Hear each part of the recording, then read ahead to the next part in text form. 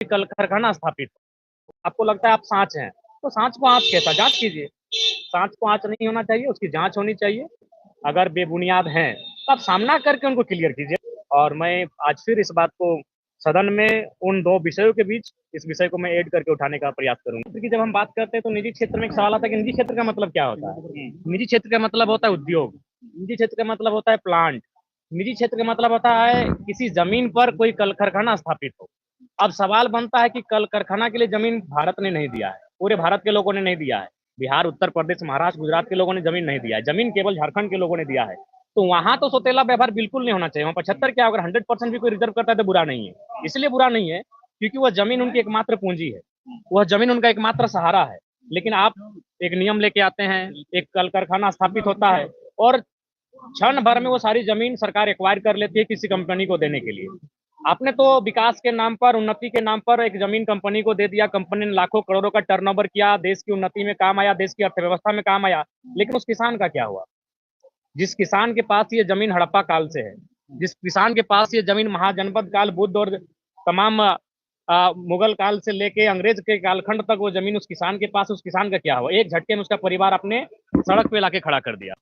तो इसलिए मेरा मानना है ये हाईकोर्ट को इस पर पुनर्विचार करना चाहिए, सरकार को फिर से मजबूती के साथ इस विधेयक को लागू करने के लिए प्रयासरत होना चाहिए, क्योंकि ज़मीन जिन लोगों ने दिया है वो झारखंड के लोग हैं, वहाँ तो किसी के साथ समझौता होना ही नहीं चाहिए। वहाँ 75 क्या अगर कोई 100% भी आरक्षण लेके आता है तो मैं उसके पक्षधर हूँ। जयराम जी क्या हाईकोर्ट किसी दबाव में देखिए बिल्कुल दबाव है, इसमें कहीं न कहीं आज आप सबको मालूम है कि आज जो भी अ, विषय हैं, वो कहीं न कहीं दबाव के कारण ही आते हैं, तो ये बहुत दुर्भाग्य की बात है। हाँ, ज़मीन हमने दिया है तो वहाँ हक हमारा में हो, इस बात को हाईकोर्ट को भी सुनिश्चित करना चाहिए। जी, आज सबसे पहले 2 पार्ट होंगे आज के सत्र का। पहला होगा राज्यपाल महोदय का जो अभिभाषण हुआ है, उसके संदर्भ में अपना पक्ष-विपक्ष लोग प्रस्तुत करेंगे। उसके बाद जो अनुपूरक बजट वित्त मंत्री के माध्यम से प्रस्तुत होगा, उसमें अपना तर्क पक्ष और विपक्ष के माध्यम से प्रस्तुत करेंगे। तो आज अभिभाषण और अनुपूरक बजट पे ही आज चर्चा परिचर्चा होगी। 15 को एक बार फिर से वो आंदोलन करने जा रहे हैं। जी, हम लोग छात्रों के साथ मैंने पहले कहा सदन के अंदर भी खड़े हैं और सदन के बाहर भी खड़े हैं। हमारी जो भूमिका है, उस भूमिका में हम लोग जैसा पहले थे, आज भी उस भूमिका में हम लोग हैं। जयराम विधायक बोल रहे हैं कि खाली सीटी देकर के छात्र गुमराह कर रहा है, परवाने नहीं है कि नहीं? अच्छा ठीक है, तो एक बार जो सत्ता पक्ष हैं, इनके मंत्रिमंडल में जिन्होंने स्थान पाया है, क्या उनमें सामना करने की साहस नहीं है? परिस्थितियों का सामना किया जाए।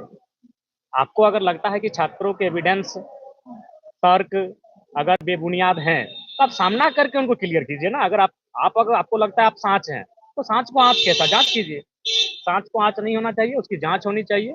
और मैं आज फिर इस बात को सदन में उन 2 विषयों के बीच इस विषय को मैं ऐड करके उठाने का प्रयास करूँगा। जी, ठीक-ठाक रहा, अच्छा ही रहा। जी, ठीक-ठाक।